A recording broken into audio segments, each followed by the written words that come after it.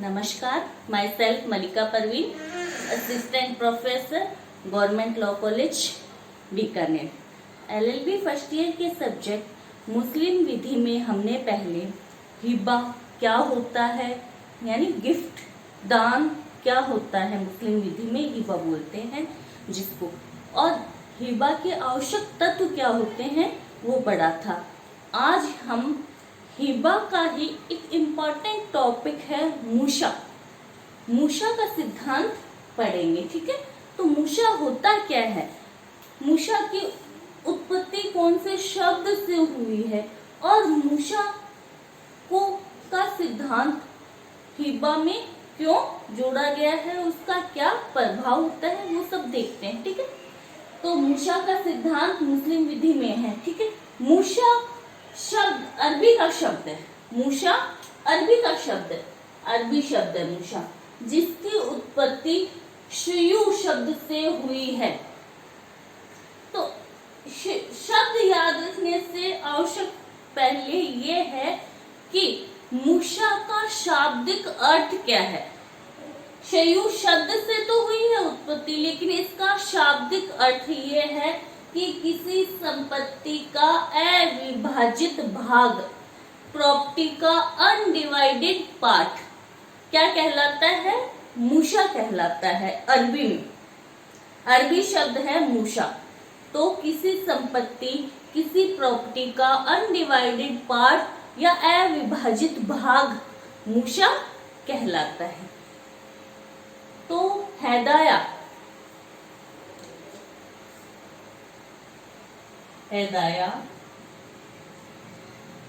ने कहा कि किसी प्रॉपर्टी जो कि अभी तक मूशा है, यानी ऐसी कोई प्रॉपर्टी जो अभी तक अनडिवाइडेड है, जिसका विभाजन नहीं किया गया है, तो ऐसी प्रॉपर्टी का हिबा नहीं किया जा सकता।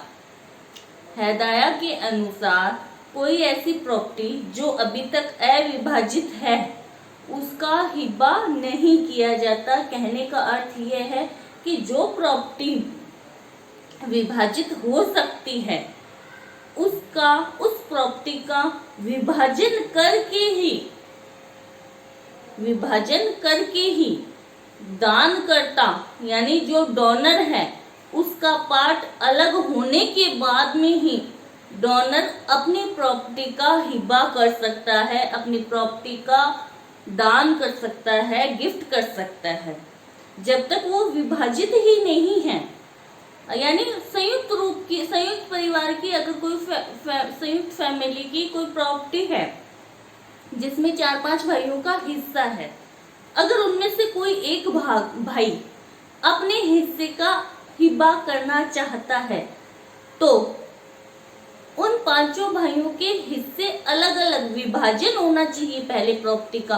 अगर विभाजन नहीं किया गया है तो कौन सा हिस्सा कौन से भाई का है, कितना अंश किसका है, ये ही तय नहीं है, तो ऐसा विभाजन नहीं, ऐसे अविभाजित प्रॉपर्टी का अंतरण या हिबा नहीं किया जा सकता, मान्य नहीं होता है। तो हैदाया ने कहा कि कोई भी प्रॉपर्टी जिसका आप हिबा करना चाहते हो उसका विभाजन किया जाना आवश्यक है, अगर वो अविभाजित प्रॉपर्टी है तो। ठीक है, फिर नेक्स्ट आता है कि हिबा मूशा के प्रकार। हिबा मैंने कहा कि अविभाजित प्रॉपर्टी का हिबा नहीं किया जाना चाहिए, मान्य नहीं होता है। तो अब मूशा के प्रकार हैं, यानी अविभाजित प्रॉपर्टी के प्रकार हैं। मूशा का क्या है अर्थ बताया मैंने, संपत्ति का अविभाजित भाग। तो मूशा के प्रकार हैं अविभाज्य संपत्ति और विभाज्य संपत्ति। फर्स्ट आता है अविभाज्य संपत्ति, यानी ऐसी जॉइंट प्रॉपर्टी है, अविभाजित प्रॉपर्टी है, तो उसका विभाजन किया ही नहीं जा सकता हो, तो ऐसी प्रॉपर्टी का तो हिबा करना है अगर, तो मूषा का ही हिबा करना होगा, यानी अविभाजित भाग का ही हिबा करना होगा। एग्जाम्पल है, बड़े व्यावसायिक नगरों में फ्लोर वाले घर है, ठीक है, सबके बिल्डिंग्स होती है, फ्लोर पे फ्लोर्स होते हैं उसमें, और लेकिन उसका जो मेन रास्ता एक सीढ़ी है। सीढ़ी तो क्या है, एक ही सब फ्लोर पे जाने के लिए। अगर कोई व्यक्ति अपने 5वें फ्लोर या 6th फ्लोर का हिबा करना चाहता है, तो क्या वो 6th फ्लोर का हिबा करने के समय क्या इस सीढ़ी का विभाजन कर सकता है? क्या नहीं कर सकता। जो 10 माले या 10 फ्लैट्स हैं, या जो 5-7 जो जितने भी बिल्डिंग्स के जो फ्लैट है, उनमें कॉमन सीढ़ी एक है, तो जिसका विभाजन नहीं किया जा सकता, तो उसका हिबा मूषा की स्थिति में ही हिबा करना होगा। ऐसा हिबा मान्य होता है, यानी ऐसी कोई अविभाजित प्रॉपर्टी जो अविभाज्य हो, यानी जिसका विभाजन नहीं किया जा सकता किसी भी कंडीशन में। नीचे वाला एक सीढ़ी का अगर अंतरण कर देता है, तो क्या ऊपर वाले कहाँ जाएंगे? अपने फ्लैट्स में कैसे जाएंगे? तो सीढ़ी एक ऐसा भाग है संपत्ति का, अविभाजित संपत्ति का ऐसा भाग है जिसका विभाजन नहीं किया जा सकता। तो कोई ऐसी प्रॉपर्टी जिसका विभाजन नहीं किया जा सकता, तो उसको एज इट इज कंडीशन में हिबा किया जा सकता है, यानी मूषा का हिबा किया जा सकता है। अगर प्रॉपर्टी अविभाज्य है, जिसका विभाजन हो ही नहीं सकता, तो अगर ऐसा हिबा किया जाता है, वो हिबा मान्य होता है। ये जो मैं बता रही हूँ, ये सुन्नी शाखा में है, ठीक है, ये सुन्नी का है, विभाज्य और अविभाज्य वाला सुन्नी शाखा की बात है, ठीक है। तो अगर प्रॉपर्टी अविभाज्य यानी जिसका विभाजन नहीं किया जा सकता, उसको अविभाजित भाग का ही हिबा किया जा सकता है, और ऐसा हिबा मान्य होता है। नेक्स्ट आता है विभाज्य संपत्ति, यानी कोई अविभाजित संपत्ति का भाग है, लेकिन जिसका विभाजन किया जा सकता है। एग्जाम्पल, ये फ्लैट है, जमीन है किसी की, 4 भाइयों की है, ठीक है, 4 भाइयों की है। अब इस प्रॉपर्टी का अभी तक क्या है, चारों भाई जॉइंट फैमिली के रूप में इसी घर में रह रहे हैं, इसी प्रॉपर्टी में रह रहे हैं। अब इनमें से कोई एक भाई अपनी संपत्ति के भाग का, अपने हिस्से तक का हिबा करना चाहता है, लेकिन अभी तक संपत्ति क्या मूषा है, अविभाजित संपत्ति है। तो प्रॉपर्टी क्या है, ये ऐसी प्रॉपर्टी है जिसका विभाजन किया जा सकता है, ये प्रॉपर्टी विभाज्य संपत्ति है। तो ऐसी प्रॉपर्टी यानी जो संपत्ति विभाज्य हो, जिसका विभाजन किया जा सकता हो, डिवाइडेशन किया जा सकता हो, तो उस प्रॉपर्टी का हिबा नहीं करना चाहिए जब तक कि वो अविभाजित रहती है, यानी विभाजन करने के, डिवाइडेशन करने के बाद में ही उसका हिबा किया जाना चाहिए। परंतु हनफी विधि वाले, सुन्नी शाखा के हनफी शाखा वाले या हनफी स्कूल वाले, कौन से स्कूल, हनफी, ठीक है, हनफी शाखा वाले कहते हैं कि अगर किसी मूषा की संपत्ति है और प्रॉपर्टी विभाज्य है, लेकिन अभी तक उसका विभाजन नहीं किया गया है, डिवाइडेशन नहीं किया गया, और एज इट इज कंडीशन में अगर उसका हिबा कर दिया जाता है, तो वो हिबा इर्रेगुलर होगा, अनियमित होगा, हिबा शून्य नहीं होगा, हिबा इर्रेगुलर होगा, अनियमित होगा। यानी एज इट इज कंडीशन में उन्होंने क्या कर दिया, हिबा तो कर दिया, लेकिन वो हिबा क्या है, इर्रेगुलर है, यानी वो हिबा शून्य नहीं है, इर्रेगुलर है, अनियमित है, शून्य नहीं है। तो ऐसा प्रॉपर्टी का अगर हिबा जो विभाज्य है लेकिन विभाजन किया नहीं है, एज इट इज कंडीशन में उन्होंने हिबा कर दी, तो वो हिबा क्या होगा, इरेगुलर होगा, शून्य नहीं। इसको मान्य वैध कैसे किया जा सकता है, प्रॉपर्टी के 4 हिस्से करके, 4 भाइयों की प्रॉपर्टी है तो 4 भागों में उसका डिवाइडेशन करके ऐसे हिबा को मान्य किया जा सकता है। ठीक है, तो क्या समझ में आया कि अगर अविभाज्य प्रॉपर्टी है जिसका विभाजन नहीं हो सकता तो उसका एज इट इज कंडीशन में अगर हिबा किया जाता है वो हिबा होगा मान्य। और अगर प्रॉपर्टी विभाज्य है जिसका विभाजन किया जा सकता है लेकिन अभी तक विभाजन किया नहीं, तो ऐसा हिबा direct as it is condition में हिबा कर दिया तो वो हिबा होगा इरेगुलर, शून्य नहीं होगा। तो उसको मान्य कैसे किया जा सकता है, उसका विभाजन करके, उस प्रॉपर्टी को डिवाइडेशन करके मान्य किया जा सकता है। ये शून्य शाखा वाले मानते हैं कि प्रॉपर्टी 2 प्रकार की होती है, विभाज्य भी हो सकती है और अविभाज्य भी हो सकती है, जबकि शिया शाखा वाले मानते हैं कि प्रॉपर्टी में विभाज्य हो चाहे अविभाज्य हो, वो किसी भी स्थिति में हो, चाहे उसका डिवाइडेशन हो सकता है चाहे डिवाइडेशन नहीं हो सकता, मूषा का हिब्बा मान्य मानते हैं। वो कहते हैं कि अविभक्त अनडिवाइडेड प्रॉपर्टी का हिब्बा किया जा सकता है, वैसा अगर अनडिवाइडेड प्रॉपर्टी यानी मूषा का अगर हिब्बा कर दिया जाता है वो हिब्बा वैध होता है, वैलिड होता है। ठीक है, वो इरेगुलर नहीं मानते हैं। शिया शाखा वाले ऐसे हिब्बा को, मूषा के हिब्बा को वैध वैलिड मानते हैं। ठीक है, ये थे कि मूषा के प्रकार थे। अब मैंने कहा कि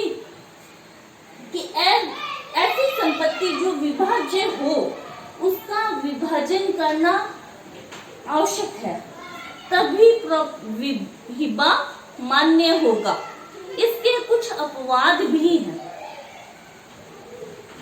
प्रॉपर्टी अगर डिवाइडेबल है तो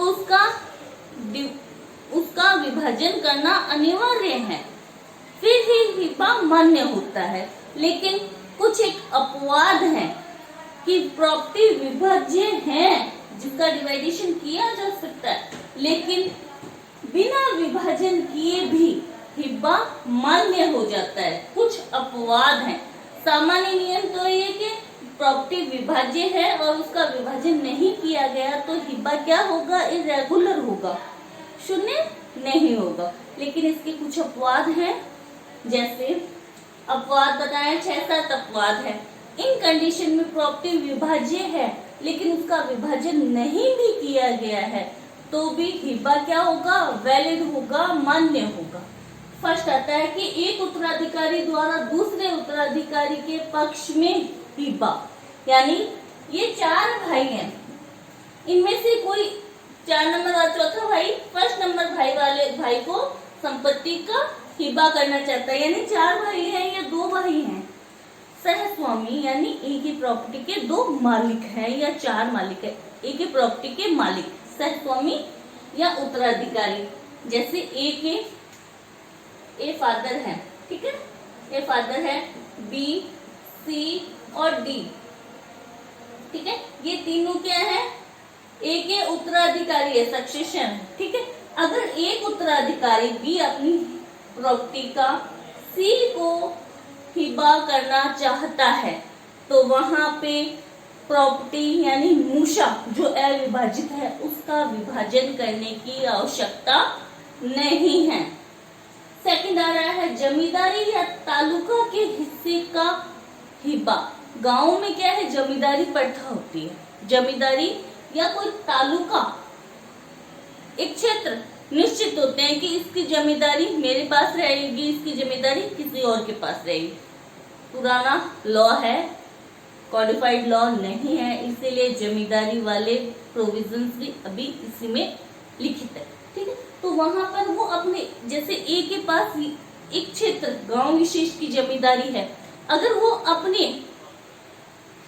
अपने हिस्से की जमींदारी का हिब्बा बी के पक्ष में करना चाहता है तो तो वहां पे विभाजन करने की आवश्यकता नहीं होती। नेक्स्ट, कंपनी के शेयर, एक के पास मान लो कंपनी के 10 शेयर हैं या 100 शेयर हैं, तो उन शेयर का विभाजन करने की आवश्यकता नहीं, वो डायरेक्ट ही उसको बी को या सी को, जिसको भी वो हिब्बा करना चाहता है वो कर सकता है।